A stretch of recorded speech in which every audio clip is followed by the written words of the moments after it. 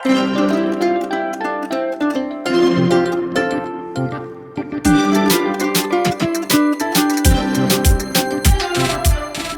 Everyone, आज आम बनवाक जाऊे tandoori chicken recipe जोटा कि आम बहुत ही कम मसला यूज करके बनैबा आ हेल्दी वे रे बनैबा। तो बेसी तेल यूज करवानी। तो निश्चिंत यहाँ लास्ट पर्यंत देखंतु, पूरा जमारू भी स्किप करंतुनी। तो यहाँ छोट रेसिपी वीडियोटे किसी भी बहुत लॉन्ग प्रोसीजर नहीं। तो यहाँ छोट रु बड़ समस्त को भल लगे, यार टेस्ट ही अलग। तो जेबे चलतु स्टार्ट करवा आमे। तो फर्स्ट आमे चिकेन रो ब्रेस्ट पीस एठी नहीं जिबा।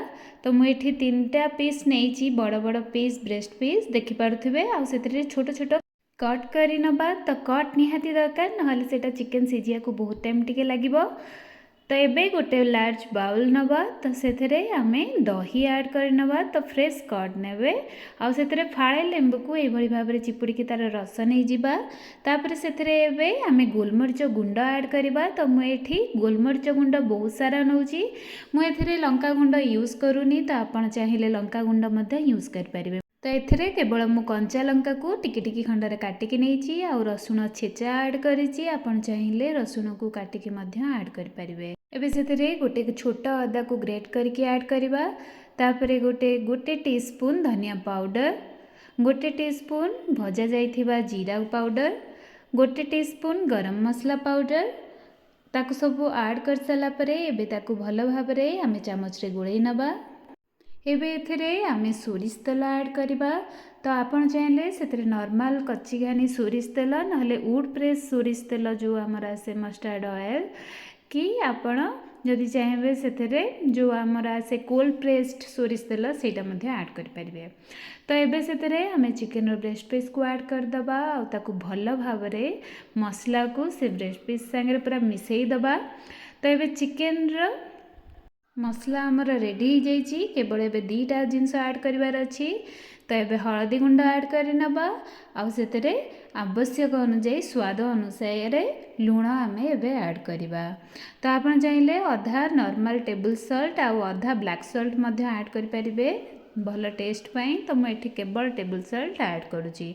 तो एबे ताको भल भाबरे गोळेकी आमे ताको एबे मैरिनेट हवा को छाड़ी नबा। तो या मैरिनेट करने को आम घोड़ेकी ताको घंटाटेरू 2 घंटा मैरिनेट कर नबा। तो यहाँ 4 घंटा मैक्सिमम 4 घंटा आप मैरिनेट करें आ मिनिमम घंटाटे। तो एबे गोटे आयरन पैन एठी नहीं जिबा, ता भितरे टिके तेल ऐड कर नबा। तेल ऐड कर साला परे एबे से जो मैरिनेट कर रखिथिबा चिकेन पीस गुड़िक एबे आमे सेतरे ऐड कर नबा। तो चिकेन पीस को मैरिनेट करबा द्वारा सेटा बहुत ही जल्दी सीझी जिवो आ सेतरे आमे कट जेहेतु देइचे तो सेटा बहुत कम टाइम लागिवो। तो से अनुसार आपण ताकू टिके बेसी टाइम मैरिनेट करेंगे आ एथरे हळदी आ लूणर परिमाण भलसे देबे आ सेटा एबे लो फ्लेम रे कुक कला परे 10 मिनिट कुक कला परे एबे ताकू आमे उल्टै नबा। तो उल्टै सारा परे पुणी आर पटटा एबे कुक करवा 5 रु 7 मिनिट से लो फ्लेम रे। आउ या परे आपण चाहिले एथरे बटर जदि पसंद करती आ जदि बटर दबा को चाहूँगी ताहले बटर देबे। तो मते एठी बटर भल लगे तो एथरे देले तो मुझे अल्प बटर एथरे ऐड करी, बेसी ऐड करी, जस्ट अल्प छोट छोट क्यूब 3टा या ऊपर जस्ट ऐड करदेवी आ ता ऊपरे आमे एबे कवर कर नबा।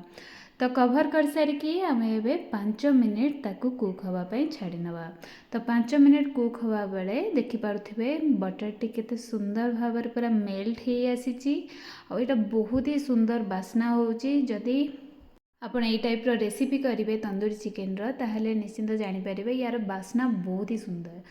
तो एबे हमर चिकेन टी ऑलरेडी रेडी हो गलानी। तो एबे एपट सेपट करके आउ 2 रु 3 मिनिट ताकू कुक कर नबा। तो देखि पारथिबे तार कलर मध्ये आस जाइछि। मु एथरे लंका गुंड बिल्कुल भी ऐड करनी किंतु कलर बहुत सुंदर आछि। तो एबे से रेडी हो गला। एबे हमर गैस रो फ्लेम को ऑफ कर नबा ताकू गरम गरम सर्व करबा। तो या को आपण काकुड़ी पियाज आ लंका लेंबू सहित आराम से गरम गरम सर्व करके एंजॉय करंतु। आ वीडियोटी भल लगी लाइक शेयर एंड सब्सक्राइब करने को जमार भी भूलिबेनी। पुन देखा नेक्स्ट वीडियो रे।